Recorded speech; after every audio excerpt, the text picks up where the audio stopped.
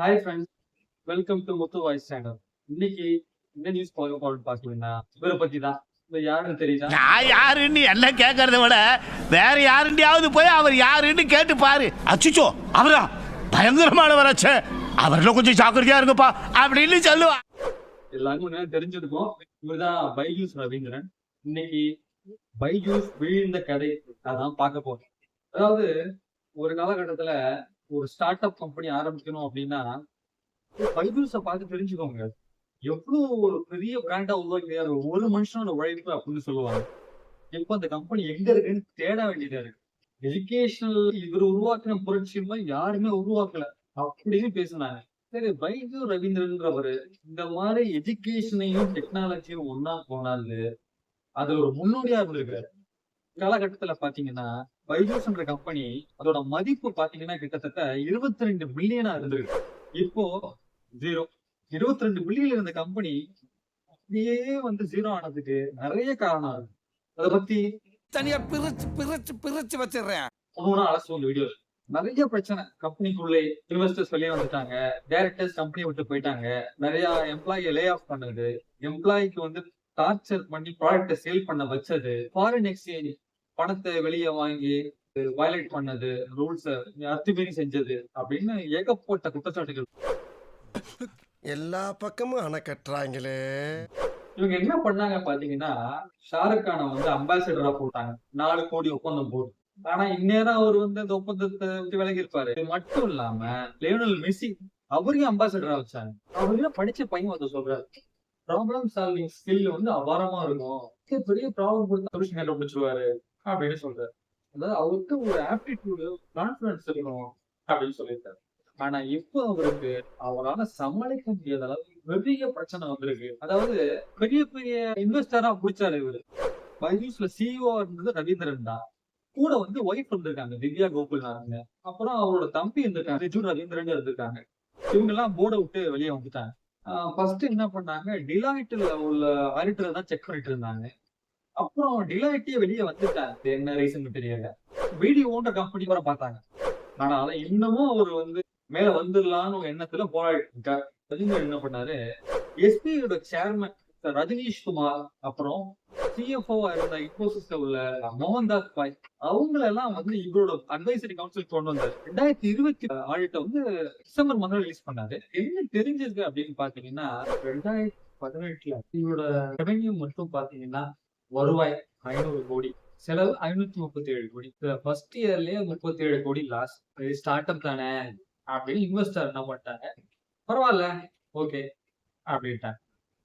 அடுத்த வருஷம் 2019 என்ன ஆச்சுன்னா, ரெவென்யூ 1306 கோடி, ஆனா லாஸ் 8 கோடி. இந்த வருஷம் கூட பரவாயில்ல விட்டுருங்க. அடுத்த வருஷம் 2020 பாத்தீங்கன்னா ரெவென்யூ 2381 கோடி, ஆனா லாஸ் 262 கோடி.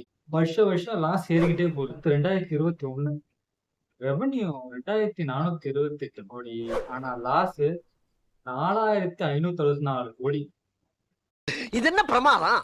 இது விட பெசலைட் ஒண்ணு இருக்கு, கூவுடா. அடுத்து 2022 ரெவென்யூ 5298 கோடி, லாஸ் 8455 கோடி. ஈபிகோ 300 சாரி இவரான என்ன இன்னைக்கு ரொம்ப ஜாம் ஆகுது. சரி, இவ்வளவு லாஸ் வந்திருக்கு. என்ன காரணம் தெரியுமா? ஒண்ணும் இல்ல, ஷாருக் கான், மெஸ்ஸி, அப்புறம் மெயின் ஸ்பான்சரா இருக்காங்க. 2022 அதான் மார்க்கெட்டிங்காகவே ரவீந்திரன் செலவு பண்ணி தள்ளி இருக்காரு. ரவீந்திரன் என்ன பண்ணிருக்காங்க, $1 million US based education gaming company கோஸ்பாம் அதை வாங்கியிருக்காரு. 250 மில்லியன் ஆர்கனைசேஷனல் சர்வீஸ் அதையும் வாங்கியிருக்காங்க. மெடிக்கல் இன்ஜினியரிங் கோச்சிங் சென்டர் இதையும் கம்பைன் பண்ணலாம்னு சொல்லிட்டு ரூமுக்குள்ள என்ட்ரானாலே பசங்களுக்கு எல்லாம் ஒரு உற்சாகம் இருக்கு. அவரோட பேச்சு திறமையால, அவரோட ஆட்டிடியூட வச்சு பல பேரை கட்டி போட்டுருக்காருதான் சொல்றேன். ரவீந்திரனுக்கு ஆரம்பத்திலேருந்தே இந்த கிளாஸ் ரூம் செட்டப் மேல பெரிய ஈடுபாடு. அது ரொம்ப டல்லா இருக்கு. ரொம்ப குழந்தைங்களுக்கான ஒரு இமேஜினேஷன், கற்பனை திறன் இல்லாத மாதிரி வச்சிருக்காரு. இந்த கோவிட் டைம்ல அவர் சாதகமா அமைஞ்சிருச்சு. அவர் தகுந்த மாதிரி யூஸ் பண்ணிக்கிட்டாரு. மிடில் கிளாஸ்ல ஆரம்பிச்சு ஒரு சாம்ராஜ்யத்துக்கு அப்படின்னு சொல்லிட்டு அவர் தலையில அது வேற மாதிரி ஏறிடுச்சு. மனசுல ஒரு ஹை ஸ்டாண்டர்ட் வச்சிருவாரு. அதை யாராவது மீட் பண்ணல அப்படின்னா உடனே டெர்மினேஷன், அவ்வளவுதான், யோசிக்க மாட்டாரு. ஏன்னா அவர் வச்ச டார்கெட்டே அவ்வளவு அதிகம். அவங்க அச்சீவ் பண்ண முடியாத டார்கெட் தான் செட் பண்ணுவாங்க. ரவீந்திரனுக்கு க்ளோஸா உள்ளவங்க என்ன சொல்றாங்கன்னா அவங்க முன்னோடின்னு சொல்றாங்க. ஏன்னா எஜுகேஷன் டெக்னாலஜி மிக்ஸ் பண்ணி அவங்க ஒரு கொண்டு போன விதமா இருக்கட்டும், யூஸ் பண்ண மெத்தடாலஜி வந்து அவன் இன்னமும் பெருசா பேசுறான். டீச்சிங் பேஷனான ஒரு ஆளு கோவிட் டைம்ல யூஸ் பண்ணிக்கிட்டு அப்படியே படிப்படியா டெவலப் ஆகி டக்குன்னு ஒரு வைடிஸ் லேர்னிங் ஆப்னு ஒன்று விட்டாரு. அதுல கிட்ட 2 மில்லியன் ஸ்டூடெண்ட் ஜாயின் பண்ணியிருந்தாங்க. மூணே மாசத்துக்கு அதை பேஸ் பண்ணி கிட்டத்தட்ட 25 மில்லியன் அவருக்கு வந்து ஃபண்டிங் வந்துச்சு. இது வந்து ஹார்வர்ட் பிசினஸ் ஸ்கூல்ல கேஸ் ஸ்டடியா வச்சா என்ன பாருங்க. நீ ஸ்டார்ட் அப் ஆரம்பிச்ச கம்பெனி டெக்னாலஜி யூஸ் பண்ணி எஜுகேஷன் பீரியட்ல இதுவரைக்கும் யாருமே போகாத இல்ல யாருமே ட்ரை பண்ணாத ஒரு வழியில போய் எப்படி சக்சஸ் ஆனாங்க அப்படின்றது கேஸ் ஸ்டடி பண்ணாங்க. இவன் ஒரு டாக்டரே இல்ல. நான் இவ்ளோ நேரமா சொல்லிட்டு இருந்த வினோதமான கேஸ் இவன் தான். 2018ல யூனிகார்ன் ஸ்டேட்டஸ், அதாவது கிட்டத்தட்ட 1 மில்லியன் மதிப்பு கம்பெனியோட மதிப்பு அவங்க இருந்துச்சு. யார் சாமி இவன்? எங்க இருந்து வந்திருக்கான்? இவரே படிச்சுக்கிட்டு ஒரு டியூட்டரா இருந்தவர் படிச்சுட்டு இப்போ ஒரு எஜுகேஷன் டெக்னாலஜி சாம்ராஜ்யத்துக்கே ராஜாவா இருக்காரு. எல்லாருமே இவரை பார்த்தாங்க, நிறைய மீடியா கவர் ஆச்சு. ஆனா அவங்க என்ன நினைச்சாங்கன்னா ரவீந்திரனுக்கு தோல்வின்றதே கிடையாது, அவர் தோல்வியே பார்க்காத மனுஷன். அது வந்து ஒரு கான்பிடன்ஸ் சொல்லுவாங்க, அது ஓவர் கான்பிடன்ஸ் ஆயிடுச்சு. அதனால அவர் அடுத்தடுத்து எடுத்த டிப்ஸ் எல்லாம் கடன் புரண்டு போயிடுச்சு. கோவிட் டைம்ல நம்ம வீட்டுல வந்திருந்தோம்.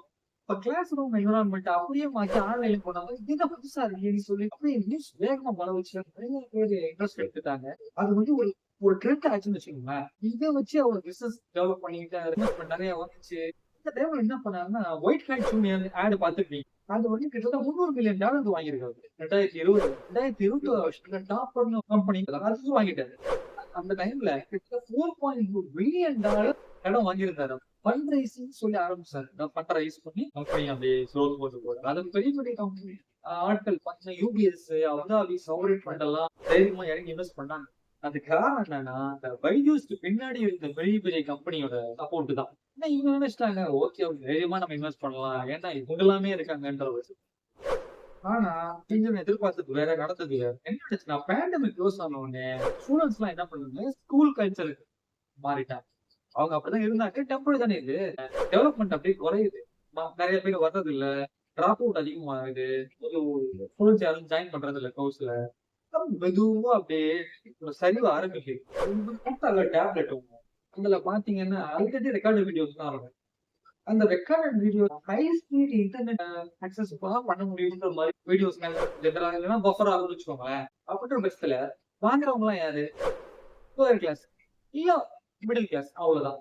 அவங்க கிட்ட ஹை ஸ்பீடு பிராட்பேண்ட், அவங்க லொகேஷன் இருக்கிற இடம் அதெல்லாம் பார்க்கும்போது அவங்க வீடியோ முக்கால்வாசி வராது, கொஸ்டின் கேட்க முடியாது. ஏன்னா ஆல்ரெடி ரெக்கார்ட் வீடியோ. இதை வந்து என்ன சொல்றேன் சில பேர், இதை வந்து நான் படிக்கிறதுக்கு நான் கூகுள்ல தேடி பார்த்துருவேன், இதை விட பெட்டர் கண்டே கிடைக்கும் எனக்கு. வீழ்ச்சிக்கு எதிர்பட்டுனா அதான் அவர் வந்து இந்த மாதிரி இன்வெஸ்ட் பண்றதுக்கு பணம் இல்லாம எக்ஸ்பேண்ட் பண்ண முடியாம தடுமாறிட்டு இருக்கும்போது வேற ஒரு பிரச்சனை புதுசா புது பொருள்ல வருது.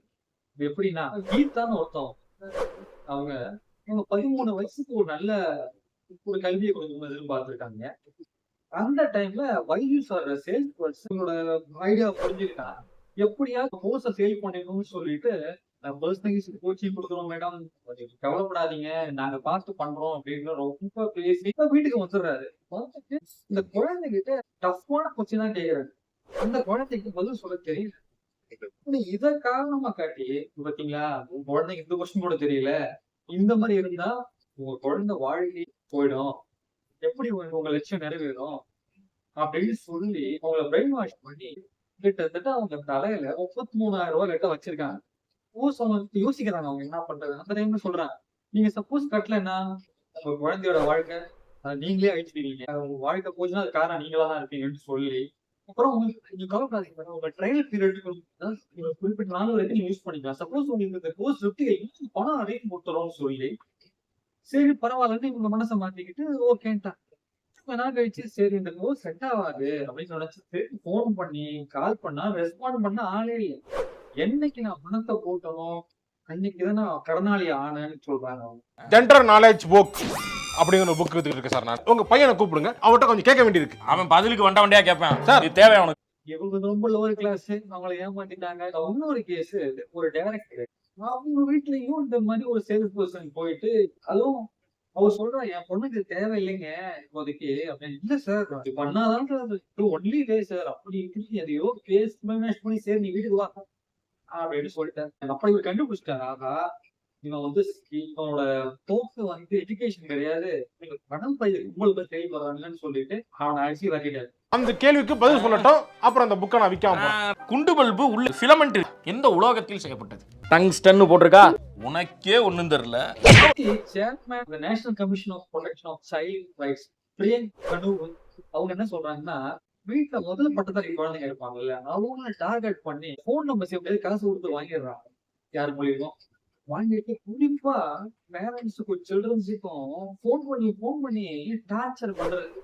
எப்ப வேணா போன் பண்றது. சப்போஸ் அவங்க வந்து இல்ல சார் நான் பாத்துக்கிறேன் அப்படி இப்படின்னு சொல்லிட்டோம்னா குழந்தைங்க வாழ்க்கையே போச்சு அப்படி இப்படின்னு மனசை மாத்தி ஒரு பணமுடைய கும்பலை என்ன பண்ணுவோம்னா அதை பண்ணிக்காங்க. அவங்க அவனை சொல்லி நிறுத்துங்களேன்டா, அவன் நிறுத்துற அந்த லூசுக்கு மட்டும் வந்துட்டே இருக்கான் போடுறா. இந்த பிரச்சனை வெளியே வந்ததுன்னா ரஞ்சனா சர்மா மினிஸ்டர்ல உள்ளவங்க அவங்கதான் முதல் இந்த விஷயத்த வெளியே பண்ணுவாங்க. ஒரு 60,000 ரூபாய் பணம் இந்த கோர்ஸ் ஃபீஸ் அதுக்காக அவங்கள டார்ச்சர் பண்ணி ரெப்யூட்டட் போட்காஸ்ட் வீட்டுக்கு வர்றது இந்த மாதிரி அவங்கள வந்து கொச்சப்படுத்துறது அவமானப்படுத்துறது எப்படியாவது வந்து இந்த கோர்ஸ்ல ஜாயின் பண்ணுங்கன்னு சொல்லிட்டு. இது மட்டும் இல்லாம இவங்களுக்கு தெரியாமலே ஒரு லோன் ப்ரோக்ராம சேர்த்து விட்டு இவங்களுக்கு கீழே யாருன்னே தெரியாத 2 பேர் சேர்த்து விட்ட மாதிரி கணக்கெல்லாம் காட்டி கோச்சிங் பண்ணிருக்காங்க. வச்சுதான் பிளாக்மெயில் பண்ணீங்களா நீங்க? டேய் உங்க அம்புட்டு பேரே போலீஸ்ல பிடிச்சு கொடுக்கறடா நானு. இண்டோர்ல ஒருத்தவங்க லேடி கேஸை ஃபைல் பண்ணிருக்காங்க. இதுக்கெல்லாம் ஒரு கோடி மேல கிட்டத்தட்ட 1.8 lakhs அவங்க பே பண்ணிட்டு ஐஏஎஸ் கோச்சிங் 2021 நடந்துச்சு. பশ্চিಮ கோர்ட்டுக்கு போயிட்டாங்க மத்திய பிரதேஷ். கோர்ட் என்ன சொல்லிடுச்சு, ஃபீஸ் ரீஃபண்ட் கொடுத்து காம்பன்சேஷன் பே பண்ணுங்க அப்படின்னு சொல்லிடுச்சு. கடுப்பேத்துறார் மயிலாட். நல்ல ஃபண்டிங் வாங்குறாங்க. ஆனா அவங்க ப்ராடக்ட்லயும் பெர்ஃபார்மன்ஸ்லயும் ஏன் பேலன்ஸ் ஷீட்லயும் சொல்லிக்கிற மாதிரி ஒண்ணும் இல்லை. வரவன் ஒரு பக்கம் இருக்கு, செலவன் 9 பக்கம் இருக்கு.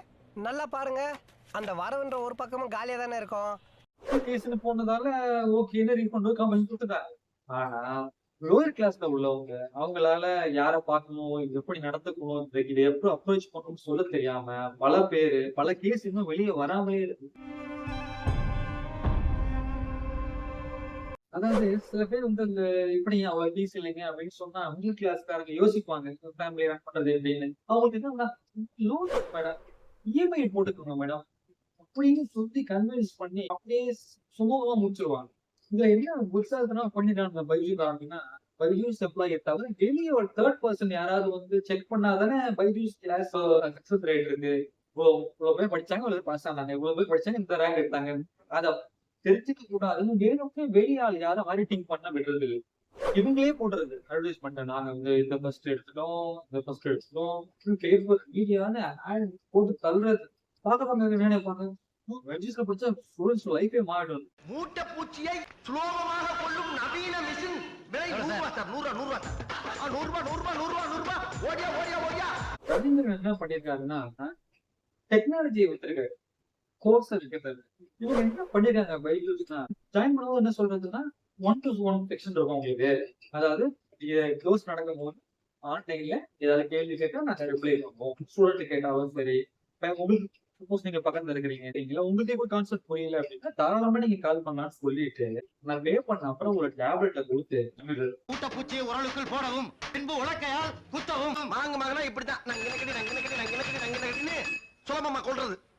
இது மட்டும் இல்லாம பேரண்ட்ஸ வந்து அப்ளை பண்ணுங்க மேடம், இத பண்ணுங்க இத வாங்குங்கன்னு சொல்லிட்டு பிளாக்மெயில் பண்றது. அவங்க இது பண்ணுங்க இல்லைன்னா அவ்வளவுதான் அப்படின்ற மாதிரி அவங்க அப்படியே காணல் பண்றது. அந்த வழி இல்லாம சரி என்னடா பசங்க படிச்சா போவோம், நம்ம வாழ்க்கை தான் இப்படி இருக்கு, பசங்களை எதிர்காலம் நல்லா இருக்குன்னு சொல்லிட்டு பல பேரு நகையை கடனுடன் வாங்கிதான் படிக்க வச்சிருக்காங்க. இதுக்கு பேரு லேட்டஸ்ட் டெக்னாலஜி மிஷின். எனக்கு பிடிக்கலன்னா காசை வாங்கிட்டு போ, அனாவசியமா பேசி வியாபாரத்துக்கு இருக்காத, மறுபடியும் வியாபாரம் பண்ணுவியா. டெக்னாலஜி வந்து படிக்கிறத வந்து என்ஹான்ஸ் பண்ணும், கூடுதல் சிறப்பு தான் தவிர அது மெயின் ஆகாது. என்னதான் வந்து நம்ம ஆன்லைன்ல படிச்சாலும் ஒரு ஸ்டாஃப் முன்னாடி டைரக்டா ஸ்டூடெண்ட்ஸ் அப்ரோச் பண்ணும்போது அவங்க சொல்றது இதோ டைரக்டா ரெஸ்பாண்ட் பண்றது, டவுட்னா ஆன் தி ஸ்பாட் கிளாரிஃபை பண்றது, சில கொஸ்டின்ஸ் அவங்க டீச்சர்ஸ் கேட்டா பசங்க சொல்றாங்களா இல்லையா, பசங்களுக்கு கான்செப்ட் புரியுதா இல்லையான்றது ஸ்கூல் லைஃபே வேற. ஆனா இவரு சாதிக்கலாம் நினைச்சு ஆரம்பிச்சாரு, ஆனா அது போய் சேர்ந்த இடம் வேற. அடுத்த பிரச்சனைக்கு போவோம். கம்பெனி வேலை பார்க்கறவங்க எம்ப்ளாயி அப்படி பண்ணாங்க, இப்படி பண்ணாங்க, பிளாக்மெயில் பண்ணாங்க அப்படி. ஆனா அவங்க நிலைமை அதுவும் மோசம் தான். ஒர்க் கண்டிஷனே ரொம்ப டார்ச்சரான கண்டிஷனா இருக்கும். அதாவது எப்படின்னா, நம்மளால அச்சீவ் பண்ண முடியாதுன்னு டார்கெட் வைப்பாரு. அதை பண்ணி ஆகணும். அதை பண்ணேன்னு வச்சுங்களேன், எப்ப வேணா டெர்மினேஷன் லெட்டர் ரெடியா இருக்கும். உடனே அடிச்சு விடுவோம். 14 மணி நேரம் 18 மணி நேரம் வேலை பார்த்த ஆள்லாம் இருக்காங்க. சில பேர்லாம் இந்த புத்தக டார்ச்சர் தாக்க முடியாம நான் வேலையிட்டே போயிட போனவன் நிறைய பேர். இதுல ஒருத்தவரு பொய் சொல்லி இந்த மாதிரி ஏமாத்தி உங்க ஆழ்த்த குற்ற உணர்வுல அவரா வேலையை விட்டு போயிட்டாரு. நல்லா இருப்படா போடா, உன்னெல்லாம் ஒண்ணும் பண்ண முடியாது. ஆபீஸ்ல வேலை பார்க்குற எம்ப்ளாயிஸ் தான் எப்போதுமே ஒரு ஜாப் சைட் ஓப்பன் வச்சுப்பாங்க. ஏன்னா இந்த வேலை எப்போதும் போவாங்கன்னு தெரியும். அதனால அதை அப்ளை பண்ணிக்கிட்டே இருப்பாங்க. எம்ப்ளாயி கான்ட்ராக்ட்லாம் இருக்கும். அதுல என்ன பாத்தீங்கன்னா, முக்கியமா முதலாளிகளுக்கு சாதகமா இருக்குமே தவிர எம்ப்ளாயி சாதகமா இல்ல இன்னும் சொல்றாங்க. ஹெச்ஆரோட வேலையே இதுதான். எம்ப்ளாயி அவங்க என்ன தெரிஞ்சுக்கணும், கம்பெனி ஸ்ட்ரக்சர், கம்பெனியை பத்தி டீடைல்ஸ் தெரிஞ்சுக்கணும், உங்க ஒர்க் என்ன நல்லா பண்ணணும், எதுவுமே சொல்லாம அவங்க வேலையை பார்த்துட்டு இருக்காங்க. ஏன்னா அவங்களுக்கும் இந்த பயம் இருக்கும்ல, அவங்களே எப்போ தூக்குவாங்கல்ல. டீமில் உள்ள ஒவ்வொரு பயிலையும் எல்லா கோர்ஸும் முடிக்க வரைக்கும் எனக்கும் பெரிய நேச்சுக்கும் சீச்சியில் வச்சு எஜுகேஷன் போட்டு சவட்டி எடுக்கணும். யார் அந்த ரவீந்திரன் பார்க்கலாமா? பிசிக்ஸ் மேத்தமேட்டிக்ஸ் டீச்சர் அவங்க அப்பா இந்த கண்ணூர் டிஸ்ட்ரிக்ட் கேரளால இருக்காங்க. சின்ன வயசுல இருந்து ஒரு கல்வி மேல ஒரு ஆர்வம் அதிகம். ஆப் லான்ச் பண்ணாரு, பிக்கப் ஆச்சு, அவ்வளவுதான் இனிமே அப்படின்னு நினைச்சிட்டாங்க. அது படிப்படியா போகணும், ஸ்ட்ராட்டஜிஸ் எப்படி யூஸ் பண்ணணும், எப்படி கொண்டு போகணும்னு அவருக்கு அந்த எண்ணம் இல்லை. தான் மேல போகணும் அப்படின்னு நினைச்சிருக்காரு. எல்லாரையும் சேர்த்து கூட்டிட்டு போகணும்னு நினைக்கல. அவரு ஒவ்வொரு அடியும் பார்த்து வைக்கணும். ஒரு பிசினஸ் பண்ணும் போது லாபம் நஷ்டம்ன்றது சகஜம், அதை பார்த்து வைக்கணும் அப்படின்றத பத்தி அவர் யோசிக்கிறார். டக்குன்னு 2 கம்பெனியா வாங்கினாரு, 4 பேர்த்த போய் பார்த்தாங்க, 4 இன்வெஸ்டர் ஆஹா இவ்வளவு சூப்பரா பண்ணாங்க, இன்வெஸ்ட் பண்ணாங்க. அப்படியே ஒரே ஏற்றம் தான். மேல இருந்து விழுத்தா அடி வைக்காம. என்னடா சுந்தரேசா சாக்லேட்? எனக்கு கம்ப்யூட்டர் லைன்ல வேலை கிடைச்சிருக்கு சார். புதுசா பைக் வாங்கியிருக்கேன் சார். புதுசா ஒரு கார் வாங்கியிருக்கேன்டா. பிரச்சனை நடந்துட்டு இருக்கும் போது இந்த காம்படிட்டர் இருப்பாங்கல்ல, இந்த வேதாந்து, அன்அகாடமிலாம் பைச்சூஸ் பண்ணதே அவங்களும் பண்ணியிருக்காரு. அதே தப்பு, பைச்சூஸ் பண்ணதே தப்புன்னு லேட்டா தான் தெரிஞ்சது அவருக்கு.